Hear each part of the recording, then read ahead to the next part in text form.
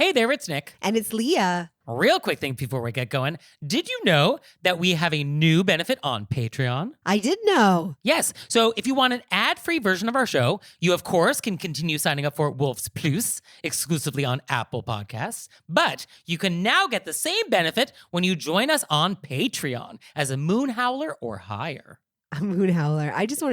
I want to be a moon howler. I am a moon howler. You are a moon howler. Yes. Yes. You are the very definition. You are the model moon howler. Boy, do I moon howl. Also, you're not only getting the ad-free version, you're also getting all of our Patreon content. Oh, yeah. I mean, there's tons of bonus content, which you've never seen if you haven't joined us on Patreon. So please either join us on Wolves Plus through Apple Podcasts or join us on Patreon. Come moon howl. Hey, everybody. It's Nick. And it's Leah. Real quick thing before we get going. We are on a break this week. This is our final week of summer vacation. We will be back next week. We will, but we wouldn't leave you empty-handed this week, so we found the perfect episode from the archives just for you. And I would say that this episode has one of our most talked about questions ever. Yes, I still think about it all the time.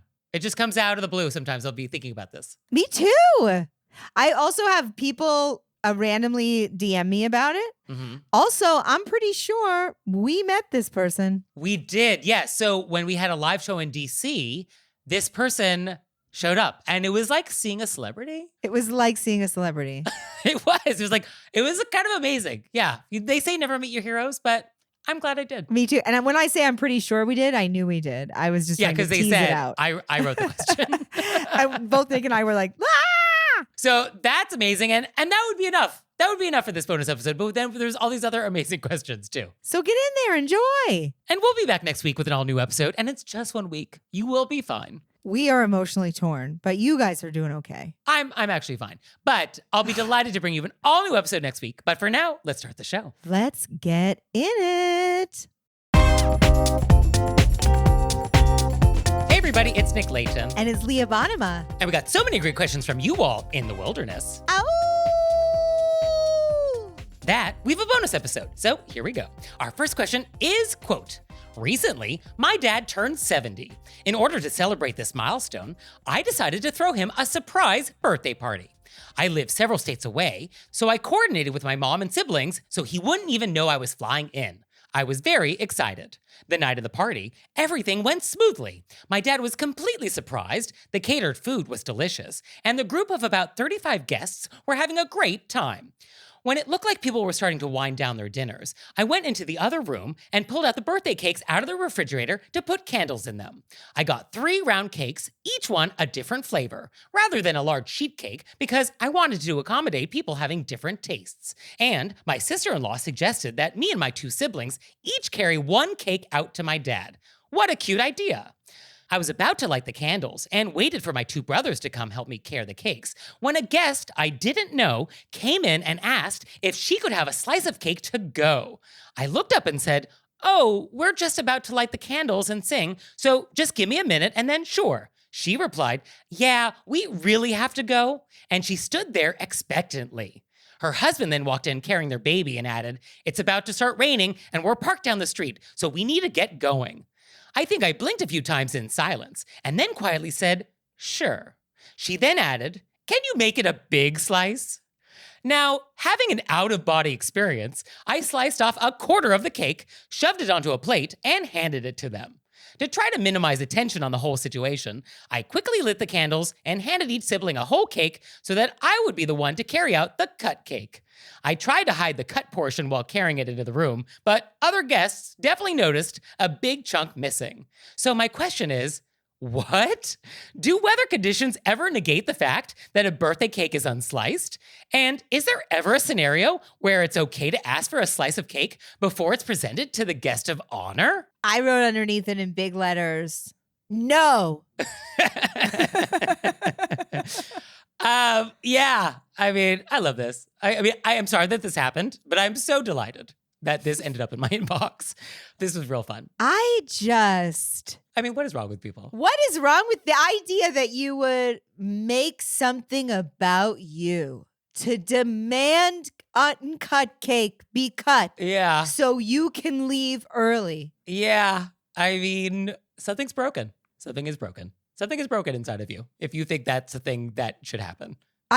I know that there's a lot of pausing, and I apologize. I just, I mean, I'm visualizing these people being like, oh, of course you're going to stop bringing the cake out to the birthday person and give it to me, not the birthday person and my family, so we can leave early because it might rain. And what?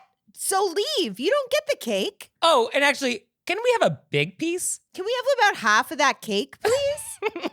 Who are you? Not only do we want cake, we actually want a lot of cake. I do think there's this, I would call it an epidemic happening where people make things about themselves. Yes. When you think etiquette is about being mindful of other people, that is inherently contradictory to making it about yourself. Like these things are not compatible.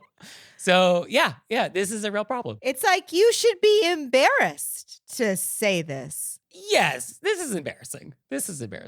So I think let's just briefly summarize what the obligations are here.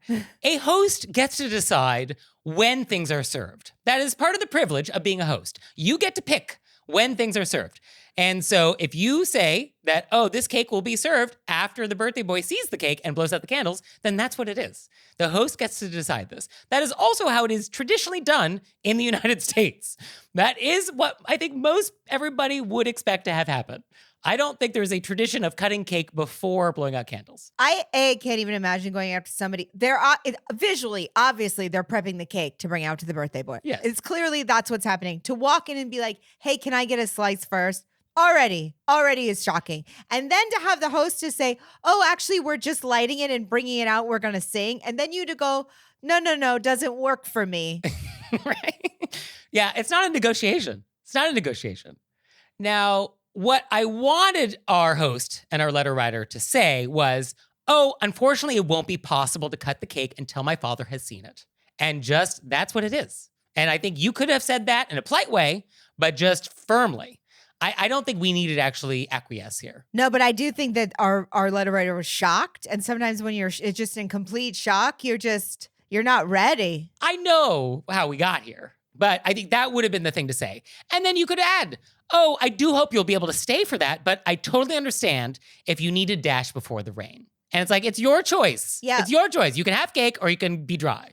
I can't make both things happen for you. Yeah, that's when I employ I totally understand if you have to go. Yeah, I mean, this is somebody who wants to eat their cake and have it too. I love how I've said birthday man, and then we've also said birthday boy, because birthday boy just rolls off the tongue, and we're calling an adult man a birthday boy, but it just has a ring to it. Yes, I don't think we say birthday man, do we? I tried to say it, and it really felt weird. Yeah, no. I think birthday boy, has no age assigned to it.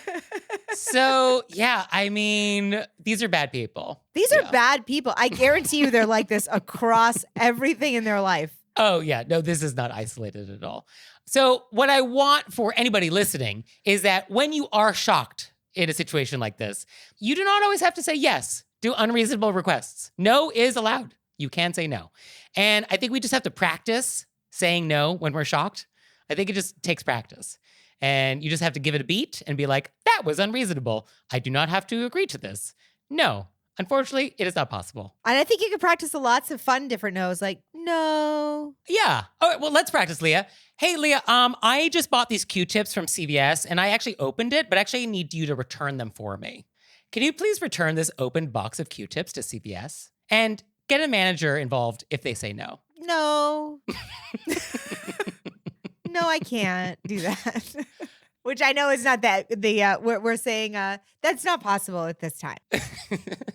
I do feel like that's probably your personal nightmare, though. Returning something open and then getting a manager? Yeah. I wouldn't do it for anybody.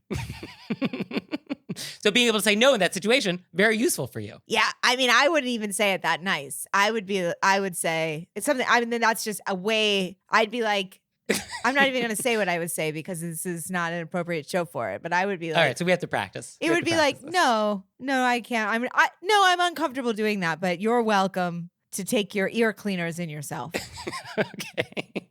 So, all right, I mean, it just takes practice. That's my point. It does take practice. So I do feel like this won't happen again. But if something similar happens in your life, I think we just take a beat and be like, oh, is this reasonable? Yes or no? It's like a little decision tree. And if it's not, well, then saying no in a polite way, this is allowed. You do not have to say yes to every unreasonable request. I think it would be start fun if we all started saying, that seems very unreasonable to me. I have said that directly. Yes. I have said that to people like, oh, unfortunately, I don't think that's a reasonable request and I'm not able to accommodate you. I like that. Yeah. And that's that's a little stark. When I've said it, it was deserved. So it was contextual. And we don't start there. We always just start with like, oh, unfortunately, it's not possible. But sometimes you got to escalate to it's not possible because that is unreasonable. I know we're not doing this, but how wonderful would it be if we got these people's names and then we somehow watched What do you mean we're not doing this? It's on the table for me. Whatever you're about to say, I'm open to whatever it is. Well, if we could just see how they maneuvered in their everyday life. It just must be like one. I would love some hidden camera. Just one horrible thing after another. Yeah. I love that she walks in, asks for something completely unreasonable, is denied. Then she asks again. Yeah. And then her husband comes in with a kid to be like, can you hurry it up for us? Yeah. Oh, that's a great point, too. We did not talk about that. Our hostess got like tag teamed. Yeah. And he's like, let's move it along, people. It's going to rain. It's going to rain. So let's get this cake going. Wrap up that cake. Oh, that's rude, too. It's just like so much at once. You're just like, what? I just got double-sided. Yeah, I can see how we were just overwhelmed. It's overwhelming when a a second person walks in. Yeah, that's true. And I can see where we're like, just take the cake. And then the kids staring at you like, are you denying me cake? Oh, so much bad etiquette. And now it's time for Intermezzo. Intermezzo? So this episode is brought to you by Saily. So Leah, what is Saily? Saily is a new eSIM service app, and it's brought to you by the creators of NordVPN. And if you don't know, an eSIM provides an internet connection wherever you travel and saves you money on roaming fees. And what's great about Saily is that it just needs to be installed once on your phone. You don't have to install a new eSIM for every country. So if you're going to be like in multiple places on a trip, like how easy? How easy. And it's going to significantly reduce and even eliminate roaming fees with affordable eSIM plans in over 190 countries. Right. And so Saily makes it easy. So you can get an exclusive 15% discount on Saily data plans. Use code WYRBW at checkout. So download the Saily app or go to saily.com/WYRBW. That's SAILY.com/WYRBW. And now it's time for an intermezzo. Intermezzo. So this episode is brought to you by Hungry Root. Shopping and planning for groceries really can be simple and stress-free. Imagine having your weekly cart filled for you with personalized picks, then shipped right to your door. And Hungry Root is great. What I like is that you can go in and they have both groceries and prepared meals. And so you can get meal kits, you can just like get some basics, and it's tailored to your tastes and needs. And it's very easy to go in and be like, I want to see all the high protein stuff, or I want to see all the gluten-free stuff. So take advantage of this exclusive offer. For a limited time, get 40% off your first box, plus get a free item in every box for life. Go to hungryroot.com/WYRBW and use code WYRBW. That's hungryroot.com/WYRBW, code WYRBW to get 40% off your first box and a free item of your choice for life. hungryroot.com/WYRBW, code WYRBW. So, our next question is, quote, a gal pal of mine got married about a year ago and planned her entire wedding herself, which was out of state, and was supposed to utilize a friend as her day of coordinator. Well, that coordinator got sick, and so the bride called me up with less than 24 hours notice to step in and take over. I was part of her bride tribe and was already going to be attending and participating in the wedding, so it was less of an ask and more of a, you're up. Obviously, I wanted to help my friend in a bind, but what was supposed to be a lovely, fun mini vacay weekend to celebrate my friend, that had cost me a pretty penny between wedding gift, wardrobe, housing, and travel cost, turned into a schlepping in heels, set up and tear down workathon situation. Once the wedding was all said and done, I didn't receive a thank you of any kind. No note, no gift, or otherwise. Fast forward, I am now engaged, and this same bridal friend has started her own day of coordinating business. Ever since finding out about my engagement, she has been really pushing me to utilize her and her services for my wedding as a wedding gift to me. Am I wrong to be salty about not receiving a thank you for what I did for her wedding? And is there a polite way to let her know that while I appreciate the gesture of offering her services to me and my big day, I'm a little put off by how pushy she's being? Part 1, am I wrong to be salty about not receiving a thank you note for what I did for her wedding? No. I would be salty.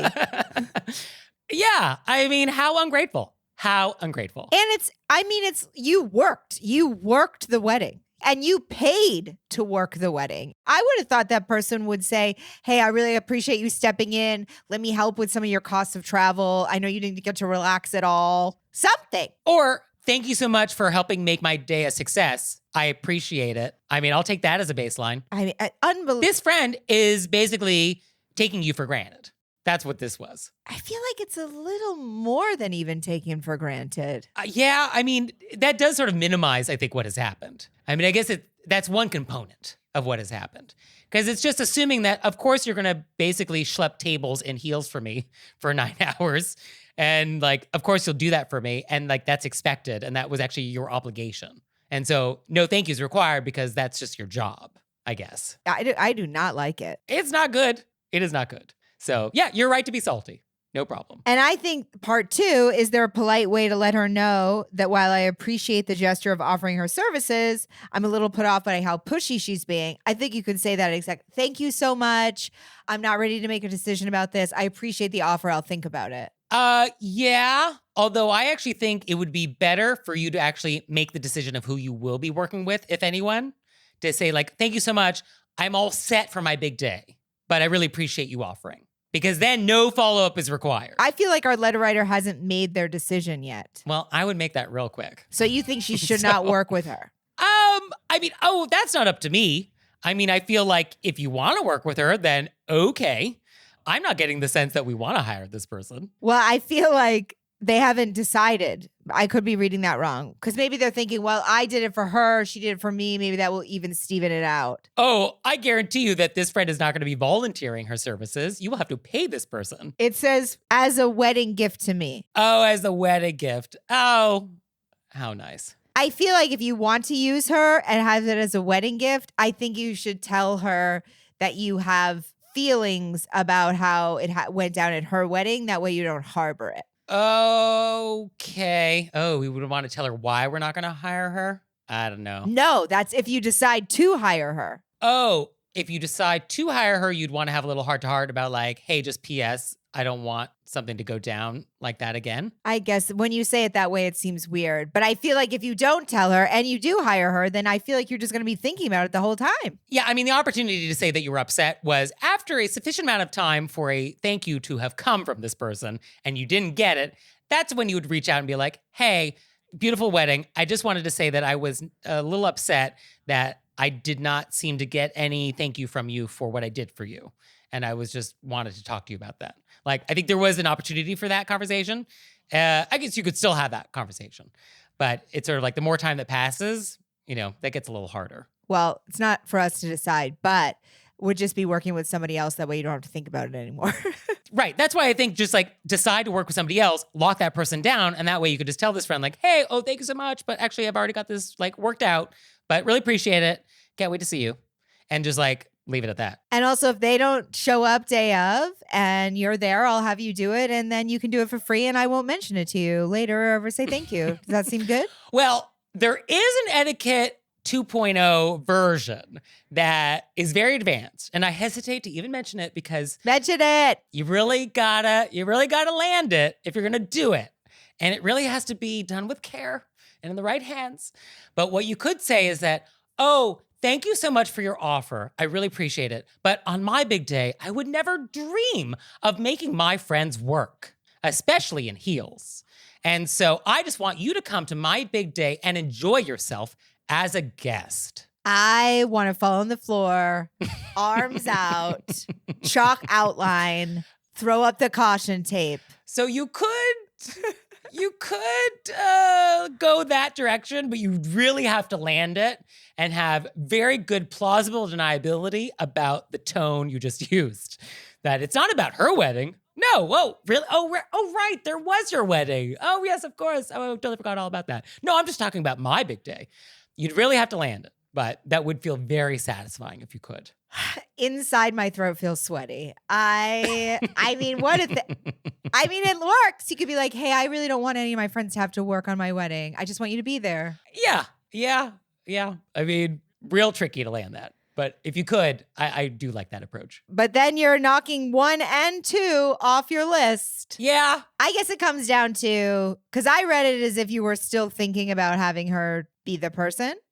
And, maybe it's a nice gift and then you don't have to hire that person. And, it's great for the budget, all that. So if that's not a thing and you're not worried about any of that, I say try Nick's option. Yeah, I like that. Also, here's my thought. If you hire this friend, no good will come of this.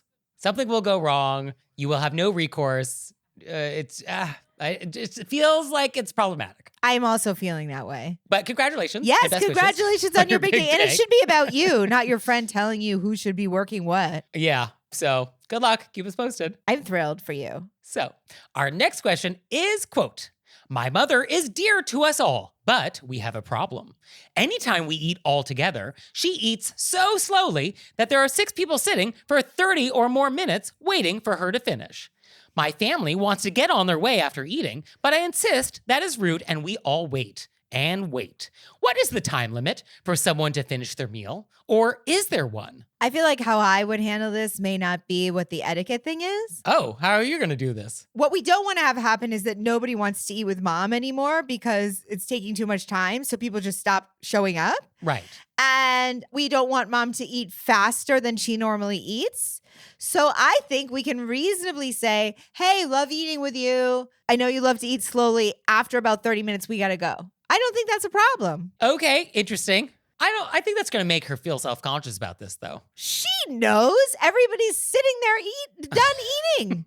She doesn't not know.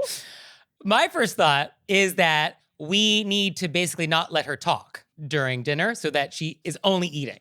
So we can't let her get a word in edgewise. How do we like that? Well, then we're just being completely direct. We're saying, Mom, stop talking. You got to eat. You're a slow eater. Okay, second option is only serve foods that have to be eaten quickly. So we're just going to have ice cream now in cones. I just feel like that are a little too small for the scoop. We're just dancing around the fact that mom eats slow. And obviously, in my mind, we're at somebody's house. I'm not leaving mom at a restaurant. At a restaurant, we're waiting. Oh, this is at mom's house.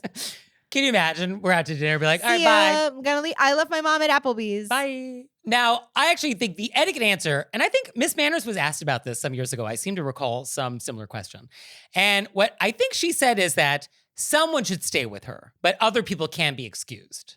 So if people have to start homework or have to do whatever they're doing, that's fine. But some family member should stay with mom until she's done. And that duty can rotate. So all the family members can take turns in terms of who stays with mom. And I think that would be the nice way to do it because somebody should be with her, but maybe not everybody. Yeah, in my mind, somebody stayed in the kitchen. Yeah. They don't necessarily have to be sitting. They could be putting things away. Somebody stays in the kitchen. Company. Yeah. We don't want to leave her totally alone. Right. Ma, Ronnie's got to go. His kids have the thing tomorrow. I'm going to hang out in the kitchen with you. I'm just going to start cleaning up. Yeah, I like that. That feels like the right vibe. I feel good about that answer. All right, so we solved this one. Okay, great. And now it's time for Intermezzo. So this episode is brought to you by Earthbreeze. And have you ever noticed how many unnecessary chemicals are in your cleaning products? So many popular brands are packed with harsh chemicals that can irritate your skin, mess up your hormones, and cause allergic reactions. So that's why I'm very excited about Earthbreeze laundry detergent sheets. They're free from harsh chemicals like optical brighteners, dyes, parabens, phosphates, and preservatives. And they're lightweight, pre-measured sheets that dissolves in the wash and gets the job done, which I think that's great because my laundry is not in my apartment because I live in New York City. And so I am definitely mindful of having to lug heavy stuff down to the basement. So I do appreciate that there's no heavy plastic jugs. Also, no mess, no mystery ingredients. So right now, you can try Earthbreeze for up to 40% off plus 4 free gifts at earthbreeze.com/WYRBW. That's earthbreeze.com/WYRBW for 40% off plus 4 free gifts. And And now it's time for an intermezzo. Intermezzo. So this episode is brought to you by EveryPlate. So Leah, what is EveryPlate? EveryPlate is America's best value meal kit. That's right. Think you have to spend big bucks or tons of time in the kitchen to make delicious food at home?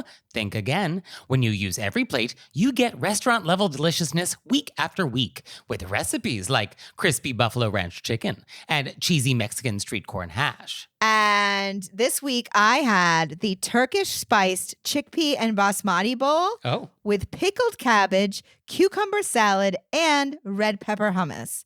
Hello. That sounds good. Delicious. Was that easy to put together? It was easy to put together. So, what are you waiting for? Dig into these flavor-packed meals your household will love. New customers can enjoy this special offer of only $1.99 a meal. Go to everyplate.com/podcast and use code RBW199 to get started. Applied as discount on first box, limited time only. So, our next question is, quote, in the summer, we will often send out a group text to about 20 people during the week that says something like, backyard barbecue on Sunday, bring something to grill and something to share, no need to RSVP, just come if you are free. On the designated day, we provide the hot grills, drinks, plates, and napkins, and we put tablecloths on the table and enjoy a potluck with our friends. It's fun, casual, and we always have enough food. There will inevitably be a handful of people who respond in the group text telling me whether or not they can come. Is there a way I can word the invitation text that helps them not respond in the group text or at all? I really don't need to know who's coming. Our preparation is the same either way, and honestly, I enjoy it being a surprise. I know some people just want to express gratitude for the invitation, but should I request that all responses come only to me, or do I need to send out 20 individual texts? I've never been on a group text or a group email that didn't get somebody replying all. Even when the emails or texts explicitly say, please don't reply all, please don't respond, please only text me. Yeah. There's always one or two. Yeah. If you send a group text, it will happen. Yes, and there is no BCC for group text. No BCC. Yet. Although, Apple, if you're listening, that's not a bad idea. But we do have a cut and paste. Yes, although cut and paste is not good for our letter writer because our letter writer does not want to hear back from you. And if you send me an individual text, I will absolutely respond. I mean, I'm not going to just ignore it. Like, I just wouldn't be able to ignore it. I would at the very least do a little tap back, thumbs up. Like, I'm not just going to pretend I never saw your text. In a group text, if you're like, don't respond, I won't respond then. Because it's in a group text and like, I wouldn't. But if you actually individually message me, like, I can't not respond. So you would do a group text with a no need to respond. I love to be surprised. Yes. Send it out. And maybe the I love to be surprised would be something to include. Because then it's like, oh, if you actually weigh in here, then you're ruining the surprise for me, and that is rude. So I think that might be the way to say to people like, oh, please don't ruin the surprise. That does make the most sense. And I will also add, I think you are very unusual as a host who is not interested in knowing who is showing up at your house. That is a relatively unusual situation where you're like, I don't want to know who is coming or how many. And my preparations are exactly the same. And so, I mean, how great that you're entertaining can actually accommodate that. But I know for me, I would not enjoy the mystery. Like for me, this is not a fun surprise. I think that we could actually do a full deep dive on this because there is something about the group text and the group email where we're sharing people's info who maybe hadn't want their phone number or email shared. So I think there's a whole other tunnel here we could go into. Oh, yeah. Oh, that's a good point. Okay, let's put a pin in that. Yes, deep dive, future episode.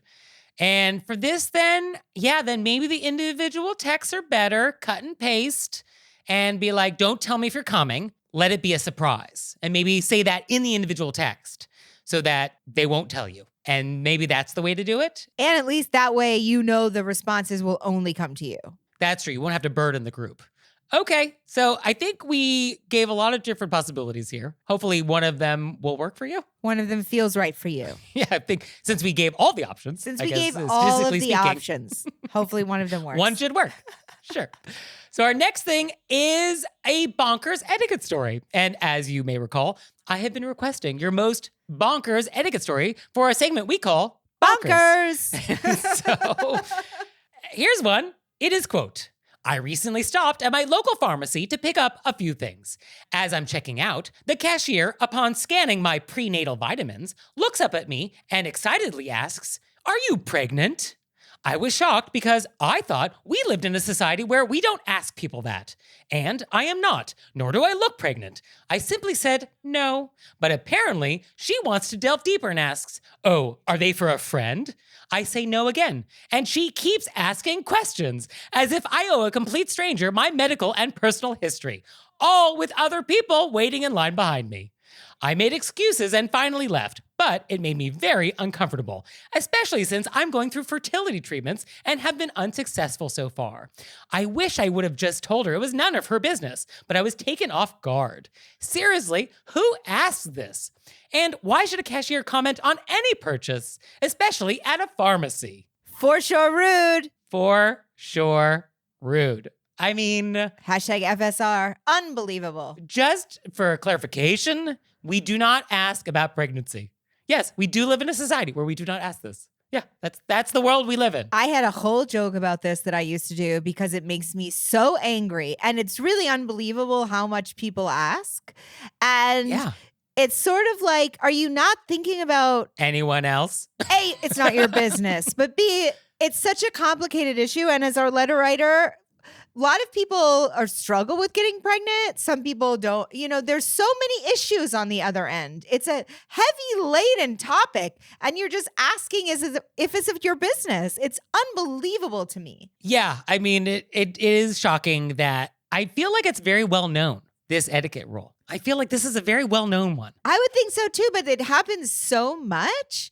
Or even if you're like, people say, do you have kids? And you say no. And then they just go on a whole thing about why you should have kids. And you're like, you don't know my backstory. Yeah. I had a friend who was trying to get pregnant and I was with her once when somebody brought it up. I thought she was going to cry. You know what I mean? And this stranger just wouldn't let up. People are out of their mind. Out of their mind. Yes. And I mean, to ask once is rude. To ask again and again, I mean. And then to explain to people what you should and shouldn't do. Excuse me? Excuse me? Yeah. Also, I wish I was there because this is one where I don't have problems letting it fly. Oh, you would step in on this? I would Be step like, in on this one. Excuse me, let me jump in here. Let me just jump in. I have a few things I'd like to say. So yes, this is a bonkers etiquette story.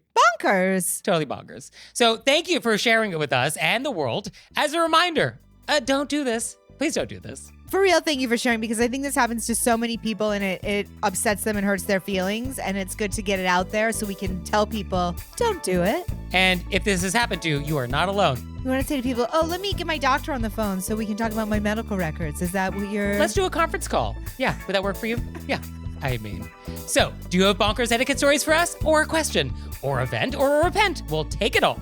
Send it to us through our website, wereraisedbywolves.com, or you can leave us a voicemail or send us a text message, 267-CALL-RBW. And we'll see you next time. Bye. Bye.